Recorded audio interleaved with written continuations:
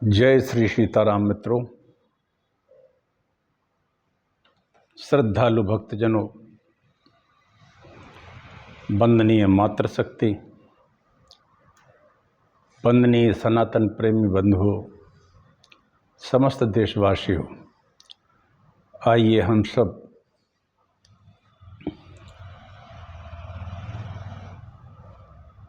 विष्णु महापुराण की कथा सुनते हैं। यह कथा पाराशर जी ने कही है मैत्रेय जी से। इस कथा को मैं टीकमगढ़ मध्य प्रदेश से राजेंद्र मिश्रा सुनाता हूँ।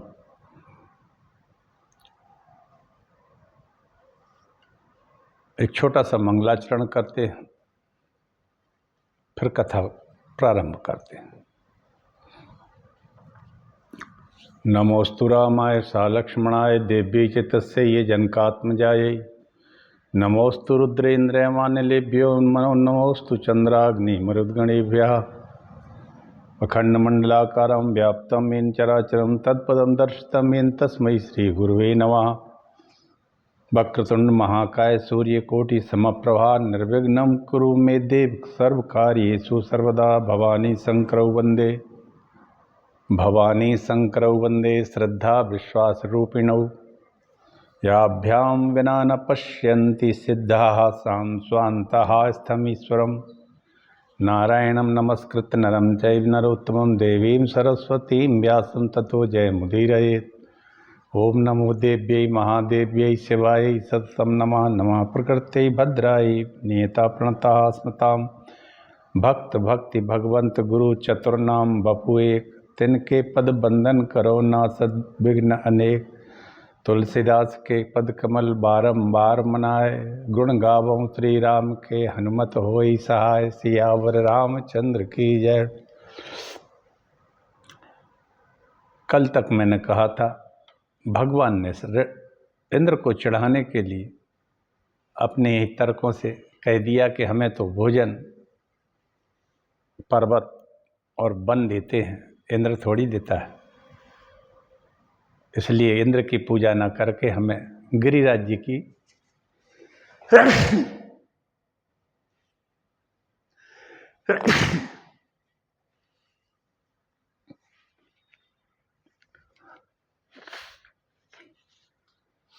गोवर्धन गिरिराज जी की पूजा करनी चाहिए। हमारी गायें तो यहीं पर विचरती हैं और चरती हैं, इसलिए गायों की पूजा करनी चाहिए। और सभी ने गोवर्धन के निमित्त यज्ञ किया, पूजा की, और भगवान ने अपने ही दूसरे रूप में गोवर्धन पर बैठकर उनके सब भोजन को पा लिया। ऐसी लीला अद्भुत की,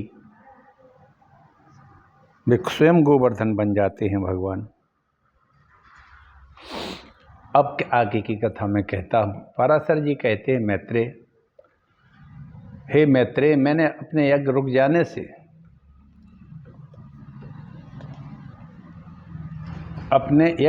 जाने से इंद्र ने अत्यंत रोष किया और संवर्तक नामक मेघों को आज्ञा दी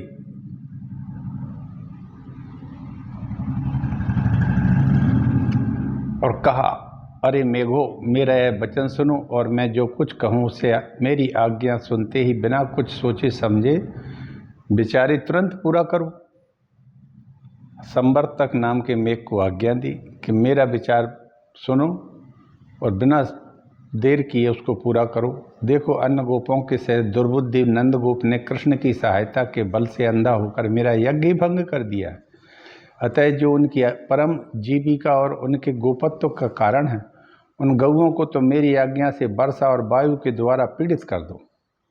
मैं भी पर्वत शिखर के समान अत्यंत ऊंचे अपने ऐरावत पर चढ़कर वायु और जल छोड़ने के समय तुम्हारी सहायता करूंगा। कहने का आशय यह है कि खूब वायु चलाओ और इतना पानी बरसाओ कि उनकी गाय घबरा जाए। पराशर बोले, हे द्विज, इंद्र की आज्ञा लेकर गौओं को नष्ट करने के लिए मेघों ने अति प्रचंड वायु और वर्षा छोड़ दी। मेघों ने इंद्र के कहने से भारी वर्षा और वायु छोड़ दी। हालांकि अभी बुंदेलखंड में पानी नहीं गिर रहा है, चारों तरफ पानी गिर रहा है, लेकिन अभी टीकमगढ़, छतरपुर, झांसी, पन्ना, ये बीच का पूरा एरिया सूखा पड़ा है, जबकि विदिशा, भोपाल और इधर ग्वालियर तरफ पानी काफ़ी है। देश के अन्य भागों में भी पानी बहुत गिर रहा है, लेकिन ये लगभग 7, 8, 10 जिले ऐसे हैं जहाँ भी पानी की कमी है। खैर ये तो तत्कालीन बात मैं कर रहा हूँ, लेकिन उस समय इंद्र ने ऐसी आज्ञा दे दी, भगवान करे इंद्र आज्ञा दे दे और यहाँ भी पानी बरसने लगे।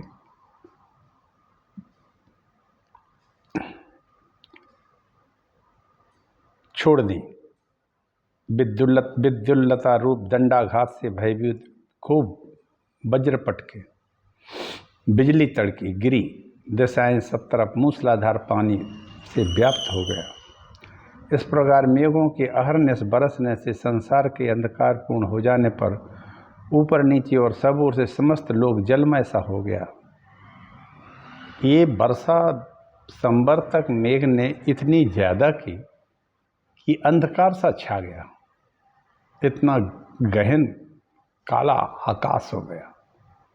वर्षा नहीं हो रही थी, एक तरह से बादल फट रहे थे। वर्षा और वायु के वेग पूर्वक चलते रहने से गऊओं का कटी, जंगा, ग्रीवा आदि सुन्न हो गए। वे कांपते कांपते प्राण छोड़ने लगी, मूर्छित होने लगी। महामुनि गऊएं तो अपने बछड़ों को छोड़कर अपने नीचे छिपाए खड़ी हो रही। कोई जल के वेग से बत्सहीना सी हो गई। वायु के कांपते हुए वृद्धीन बन बछड़े मानो व्याकुल होकर मंद मंद स्वर से कृष्ण से कह रहे हों कि रक्षा करो, ऐसा कहने लगे। मैत्रेय, उस समय गोपी और गोपगणों के सहित संपूर्ण गोकुल का अत्यंत व्याकुल देख श्री हरि ने विचारा, यज्ञ भंग हो जाने के कारण विरोध मानकर इंद्र सब करतूत ही कर रहा है, अतः अब मुझे संपूर्ण ब्रज की रक्षा करनी चाहिए। अब मैं धैर्यपूर्वक बड़ी बड़ी शिलाओं से घनीभूत इस पर्वत को उखाड़कर इसे एक बड़े छत्र के समान वज्र के ऊपर धारण करूँगा। पराशर जी बोले, मैत्रेय, कृष्णचंद्र ने ऐसा विचार करके गोवर्धन पर्वत को उखाड़ लिया और उसे लीला से ही अपने एक हाथ पर ऊपर उठा लिया। पर्वत को उखाड़ लेने पर सूर्य नंदन श्याम सुंदर ने गोपों से हंसकर कहा, आओ शीघ्र इस पर्वत के नीचे आ जाओ, मैंने वर्षा से बचने का प्रबंध कर दिया है। यहाँ वायुहीन स्थानों में आकर सुखपूर्वक बैठ जाओ, निर्भय होकर प्रवेश करो, पर्वत के गिरने आदि का भय मत करना। श्री कृष्णचंद्र के ऐसा कहने पर जल की धाराओं से पीड़ित गोप और गोपी अपने बर्तन, भांडों, छकड़ों में रखकर गऊओं के साथ पर्वत के नीचे चले गए। ब्रजवासियों द्वारा हर्ष और विस्मय पूर्वक टकटकी लगाकर देखे जाते हुए श्री कृष्णचंद्र भी गिरिराज को अत्यंत निश्चलता पूर्वक धारण किए रहे। जो प्रीतिपूर्वक आंखें फाड़कर देख रहे थे, उन हर्षित चित्त गोप और गोपियों ने अपने चरित्रों का स्तवन करते हुए श्री कृष्णचंद्र पर्वत को धारण किए रहे। हे विप्र, गोपों के नाशकर्ता इंद्र की प्रेरणा से नंद जी के गोकुल में 7 रात्रि तक महाभयानक मेघ बरसते रहे, किंतु जब से कृष्णचंद्र ने पर्वत धारण कर गोकुल की रक्षा की तो अपनी प्रतिज्ञा व्यर्थ हो जाने से इंद्र ने मेघों को रोक दिया। आकाश के मेघहीन हो जाने से इंद्र की प्रतिज्ञा भंग हो जाने पर समस्त गोकुलवासी वहाँ से निकलकर प्रसन्नतापूर्वक फिर अपने अपने स्थानों पर आ गए और कृष्णचंद्र ने भी उन ब्रजवासियों के विस्मय पूर्वक देखते देखते गिरिराज गोवर्धन को अपने स्थान पर रख दिया। भगवान ने गोवर्धन को उठा लिया और कहा कि सब लोग इसके नीचे आ जाइए, जिससे तुम्हारी इस पानी से रक्षा हो। इंद्र ने बेहद मूसलाधार बारिश करके 7 दिन और 7 रात तक निरंतर वर्षा की, लेकिन फिर भी भगवान की इच्छा थी, किसी का कोई बाल बांका नहीं हुआ। तब श्री पराशर जी बोले, इस प्रकार गोवर्धन पर्वत का धारण किए और गोकुल की रक्षा हो जाने पर इंद्र को श्री कृष्ण का दर्शन करने की भी इच्छा हुई। अतः शत्रुजित देवराज गजराज ऐरावत पर चढ़कर गोवर्धन पर्वत पर आए और वहाँ संपूर्ण जगत के रक्षक गोप वेशधारी महाबलवान श्री कृष्णचंद्र को ग्वाल बालों के साथ गायें चराते देखा। हे द्विजों, उन्होंने यह भी देखा कि पक्षी श्रेष्ठ गरुड़ अदृश्य भाव से उनके ऊपर रहकर अपने पंखों से उनकी छाया कर रहे हैं। तब भी ऐरावत से उतर पड़े और एकांत में श्री मधुसूदन की और प्रीतिपूर्वक दृष्टि फैलाते हुए मुस्कुराकर बोले, आहा हा। इंद्र जब भगवान श्री कृष्ण से मिलने या उनके दर्शन करने की इच्छा हुई, जब वो पहले तो वर्षा करता रहा गुस्से से, 7 दिन तक इंद्रदेव जी ने वर्षा की, कुछ नहीं भगवान का हुआ। इंद्र भी भगवान का ही अंश है, कोई अलग से नहीं है। इंद्र भगवान श्री हरि का ही स्वरूप, ये तो लीलाएं हैं भगवान की। सत्य तो यह है कि इंद्र भगवान का ही एक अंश के रूप में है। माता अदिति के पुत्र है, कश्यप के पुत्र हैं इंद्र, बहुत ज्ञानी भी हैं, बलिष्ठ भी हैं और भगवान के परम भक्त भी हैं, वैष्णव है, ऐसा नहीं है। लेकिन इंद्र भी कभी लीला करते हैं भगवान के साथ और भगवान भी इंद्र के साथ करते हैं, अपने अपने स्वरूपों से अमित। इंद्र ने 7 दिन 7 रात पानी वर्षा के जलमय भी कर दिया पूरे ब्रिज को, ब्रिज जलमय हो जाता है। फिर इंद्र को इच्छा हुई कि चलो भगवान के इस रूप में दर्शन तो कर लें, गोप बने हैं क्योंकि आजकल। जब वो आए तो उन्होंने देखा कि भगवान तो गाय चरा रहे हैं, लेकिन इनके ऊपर गरुड़ जो है अपने पंखों, विशाल पंखों को फैलाए और उससे भगवान के ऊपर छाया बनी रहती है। वाह, क्या दृश्य देखा होगा। गोप वेशधारी इंद्र की और गरुड़ ध्वज भगवान विष्णु की जय हो, कृष्णचंद्र की जय हो। भगवान बोले, मुस्कुरा कर बोले मधुसूदन से, कृष्ण कृष्ण सुरस्वेदम, कृष्ण कृष्ण सुरनुस्वेदम, यदर्थ मांगतः त्वत्समीपम महाबाहो नैत चिंत्यम त्वयान्यथा। भारावतारणार्थाय पृथिव्या पृथ्वीतले अवतीर्णो अखिल आधार त्वमेव परमेश्वर। मखभंग विरोधेन मया गोकुलनाशकः समादिष्टा महामेघास्तैश्चेदं कदनं कृतं। त्राता अस्तास्त त्वया गावस्समुत्पाट्य महीधरम्, तेनाहं तोषितो वीर कर्माण्यत अद्भुतेन ते। सादितं कृष्णदेवानामहं मन्ये प्रयोजनं, त्वया मद्रे प्रवरः करेणैकेन यदधृतः। इंद्र ने कहा, हे कृष्ण, मैं जिसलिए आपके पास आया हूँ वह सुनिए। हे महाबाहो, आप इसे अन्यथा न लें। हे अखिल के विश्व के आधार परमेश्वर, आपने पृथ्वी का भार उतारने के लिए ही पृथ्वी पर अवतार लिया है।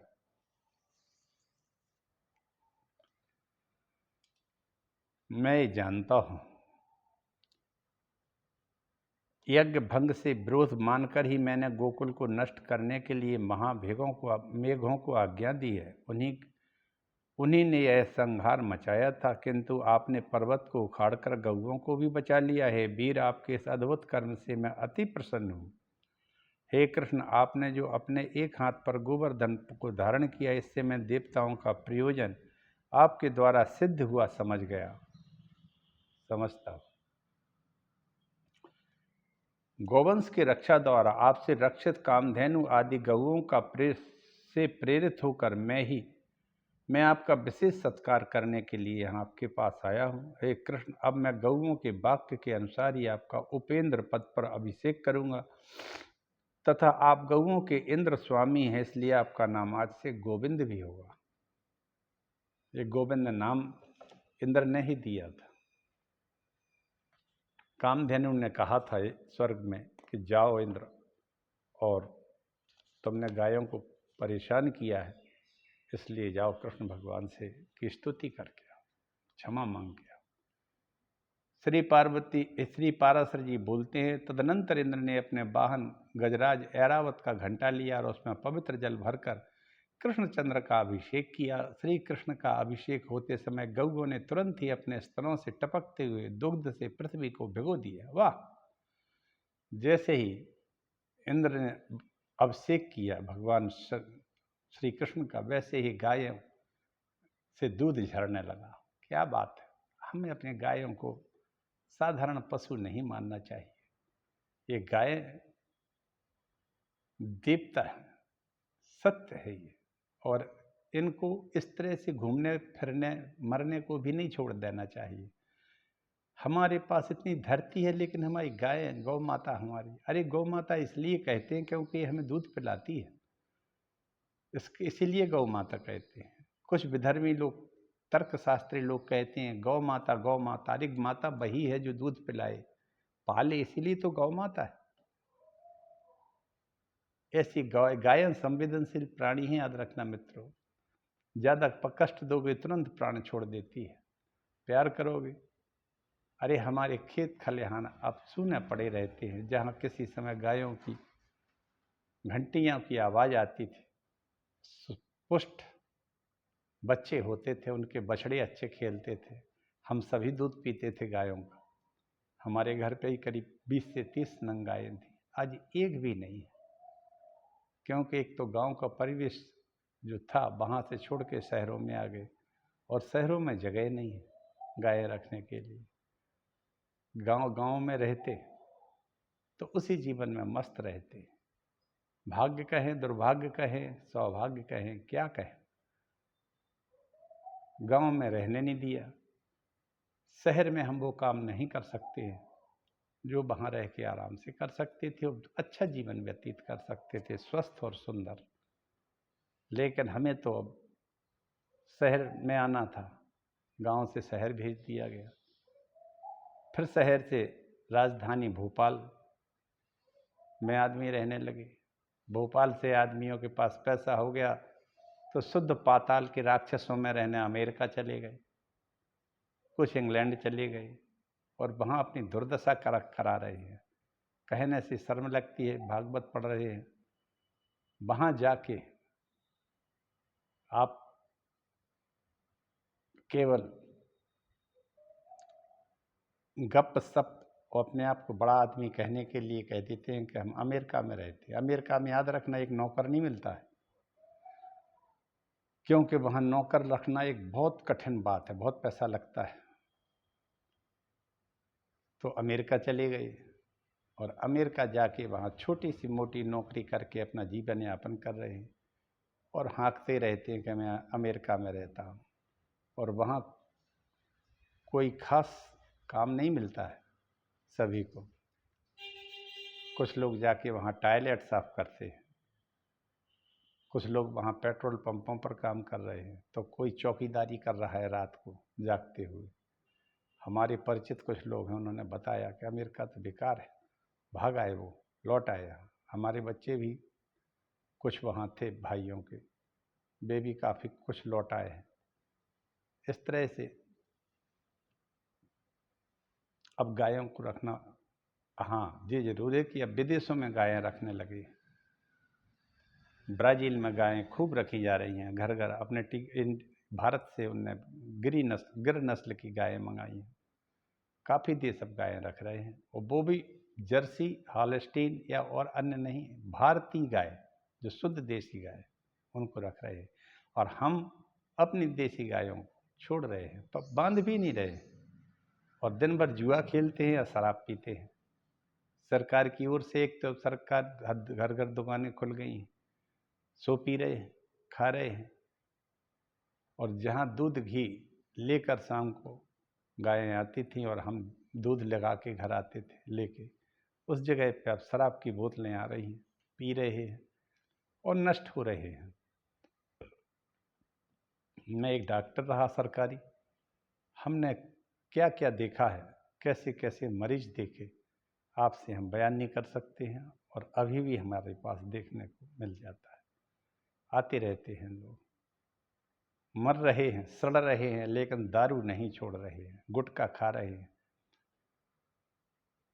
लेकिन यदि गायों को पालते तो संभवतः ये कुछ नहीं होता। अस्पताल मेरे देखते शून्य पड़े रहते थे। आज अस्पतालों में जगह नहीं, ना देहात के लोगों से, गांव के लोगों से और ना शहर के लोगों से। तो इस प्रकार गौओं के कथन के अनुसार जनार्दन को उपेंद्र पद अभिषिक्त कर दिया इंद्र ने और पुनः प्रीतिपूर्वक बोले, हे महाभाग, मैंने तो गौओं का वचन पूरा किया। पृथ्वी के भार उतारने की इच्छा से आप कुछ और निवेदन करता हूँ, सुनिए। पृथ्वीधर, हे पुरुष सिंह, अर्जुन नामक मेरे अंश ने पृथ्वी पर अवतार ले लिया है। अब कहा इंद्र काय को आए थे, उसने कह दिया कि मेरे अंश से, या ये कहेंगे मेरे ही आधे स्वरूप से अर्जुन के रूप में अवतार ले लिया है, पैदा हो गया हूँ मैं। आप कृपा करके उसकी सर्वदा रक्षा करें। हे मधुसूदन, वह वीर पृथ्वी का भार उतारने में आपका सहयोग करेगा, अतः आप उसकी अपने शरीर के समान ही रक्षा करें। गबा में तत्कृतं वाक्यम तदान्यपि मे शृणु, यद्ब्रवीमि महाभाग भारावतरेणच्छया ममांसः पुरुष व्याघ्र पृथिव्यां पृथ्वीधर, अवतीर्णो अर्जुनो नाम संरक्ष्यो भवता सदा, भारावतरणे साह्यं सते वीरः करिष्यति, संरक्षणीयो भवतां यथात्मा मधुसूदन। हे मधुसूदन, उस अर्जुन की आप अपने शरीर की तरह रक्षा करना। वो इस पृथ्वी के राक्षसों को मारने में आपका बड़ा सहयोग करेगा। कहने का आशय यह है कि मैं ही आपका सहयोग करूंगा, मेरा ही अंश है अर्जुन, आप उसकी रक्षा करना। वो पृथ्वी का भार उतारने में, दैत्यों को मारने में आपकी बड़ी सहायता करेगा। ये बता गए। भगवान बोले, भरत वंश में प्रथा के पुत्र अर्जुन ने तुम्हारे अंश से अवतार लिया है, यह मैं जानता हूँ। अब प्रथा कौन थी? प्रथा कुंती थी। कुंती का एक नाम प्रथा था, वास्तव नाम उनका प्रथा ही था, लेकिन कुंती भोजमान नामक राजा के यहाँ पलने से उनका नाम कुंती पड़ गया। और ये भगवान जानते थे कि अर्जुन ने वहाँ जन्म ले लिया है। मैं जब तक पृथ्वी पर रहूँगा उसकी रक्षा करूँगा अर्जुन की। और हे शत्रुसूदन देवेंद्र, मैं जब तक महीतल पर रहूँगा तब तक अर्जुन को युद्ध में कोई जीत नहीं सकेगा। भगवान ने आशीर्वाद भी दिया, वरदान भी दे दिया, अजय रहेगा अर्जुन। कहने का मतलब ये कि वो मेरा भक्त रहेगा और भक्त का कुछ कोई नहीं बिगाड़ सकता। इस बात में यही तथ्य छुपा है कि अर्जुन मेरे आश्रित रहेगा, और जो आश्रित मेरे रहता है उसका कहीं कोई कुछ नहीं बिगाड़ सकता है, वो अजय रहता है। ऐसे ही अर्जुन ने, इसीलिए अर्जुन महाधनुर्धर रहेगा। क्यों? कि वो मेरे परम भक्त हैं। और वास्तव में अर्जुन जैसा भक्त भगवान का कोई नहीं था उस समय द्वापर में। या तो द्रौपदी थी या अर्जुन था। अर्जुन के बराबर भगवान का भक्त कोई था ही नहीं। अगर हम बिल्कुल शांत चित्त होकर अर्जुन के चरित्र को देखें तो अर्जुन कभी भी अपने स्वयं में उसने कभी चिंता ही नहीं की। युद्ध भी करते थे तो अर्जुन जाके शाम को बिल्कुल निश्चिंत भाव से गांडीव रख के सो जाते थे, जबकि किसी इनके युधिष्ठिर को तो नींद ही नहीं आती थी। वो तो प्लानिंग ही करते रहे, कल क्या होना है क्या होना है। भीम गुस्से में रहता था 24 घंटे। अर्जुन सोते थे और सवेरे उठे, फ्रेश हुए और युद्ध शुरू कर दिया। इसलिए सब काम अर्जुन के हाथ से ही भगवान ने कराया। तो उनने कहा, मुझे पता है मैं उसकी रक्षा करूंगा, उसको कोई जीत नहीं सकेगा। हे देवेंद्र, विशाल भुजाओं वाला कंस नामक दैत्य। अब कृष्ण भगवान ने कहा, कंस नामक दैत्य जो अत्यंत विशाल बलिष्ठ है, भुजाओं वाला है, अरिष्टासुर, केसी, कुबल्या, पीड़, नरकासुर आदि अन्य दैत्यों का नाश होने पर यहाँ एक बड़ा भारी युद्ध होगा, उसका नाम है महाभारत। महाभारत युद्ध होगा जब मैं इन सबको मार दूंगा। भगवान ने इन सबको तो 8-10 वर्ष में मार ही डाला। कंस को भी मार दिया, धेनुकासुर को भी मार दिया। अभी रह गए थे अरिष्टासुर, केसी दैत्य, केस, कुबल्या, पीड़, नरकासुर इत्यादि रह गए थे। इनको भी मार दूंगा मैं, पहले ही कह दिया उन्होंने। और फिर हुआ एक महाभारत, युद्ध हे सहस्त्राक्ष, उसी समय पृथ्वी का भार उतरा हुआ ही समझना। अब तुम प्रसन्नतापूर्वक जाओ। अपने पुत्र अर्जुन के लिए तुम किसी प्रकार की चिंता मत करो। मेरे रहते अर्जुन का कोई भी शत्रु सफल ना हो सकेगा। अर्जुन के लिए ही मैं महाभारत के अंत में युधिष्ठिर आदि समस्त पांडवों को अक्षत शरीर से कुंती को दे दूंगा। वाह! लो, भगवान ने पहली भविष्यवाणी कर दी। इंद्रदेव तुम जाओ इंद्रलोक, निश्चिंत रहो, अर्जुन का कोई बाल बांका नहीं कहेगा। यहाँ एक भारी महाभारत युद्ध होना है, और जब महाभारत हो जाएगा तब समझ लेना का पृथ्वी का भार उतर गया। क्योंकि अभी हमें कंस को भी मारना है, फिर जरासंध से 21 बार युद्ध होना है। वो हर बार 21 अक्षौहिणी सोना लेके आएगा, और मैं हर बार 21 अक्षौहिणी सोना उस सेना को मारता रहूँगा। बहुत सारे राक्षस मार दिए जाएंगे। उसको नहीं मारूंगा मैं, क्योंकि वो इकट्ठे कर कर के लाता था लड़ने को। तो भगवान पूरे इकट्ठे एक जगह राक्षस मिल जाते थे, सबका सफाया कर देते। अंत में भीम के द्वारा उनने जरासंध को खत्म कर दिया।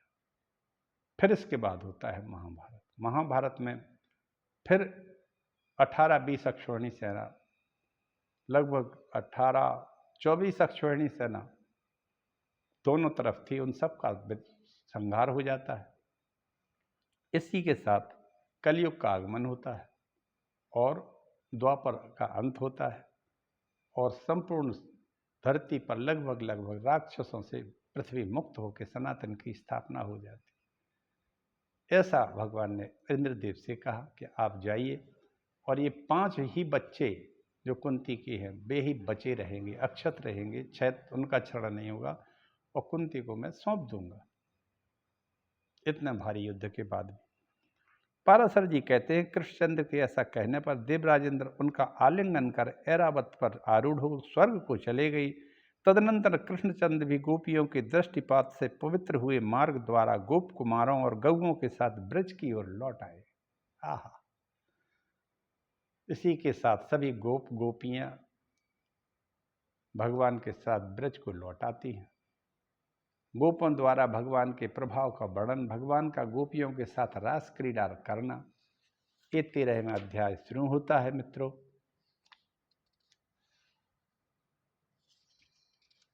ये हम कल कहेंगे।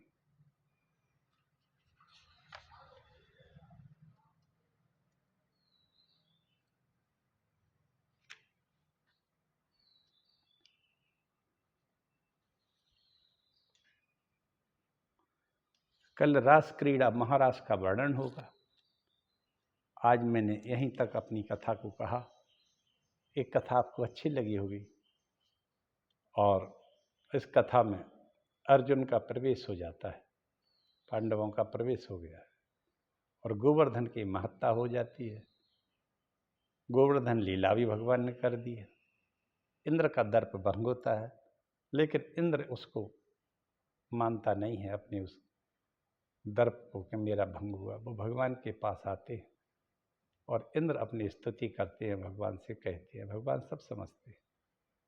इस तरह भगवान ने कहा कि तुम जाओ निश्चिंत होके, अभी लीला तो और रह गई है, वो पूरी करके मैं भार उतार के ही यहाँ से जाऊंगा। आगे की कथा 13वें अध्याय की है। पंचम से धीरे धीरे कथा बढ़ रही है, और पाराशर जी कथा कह रहे हैं, ये व्यास जी के पिताजी हैं, आप सबका भला हो। भगवान लक्ष्मी नारायण आप सबकी इच्छा पूर्ण करें। लक्ष्मी नारायण सब पर कृपा करें। भगवान नरसिंह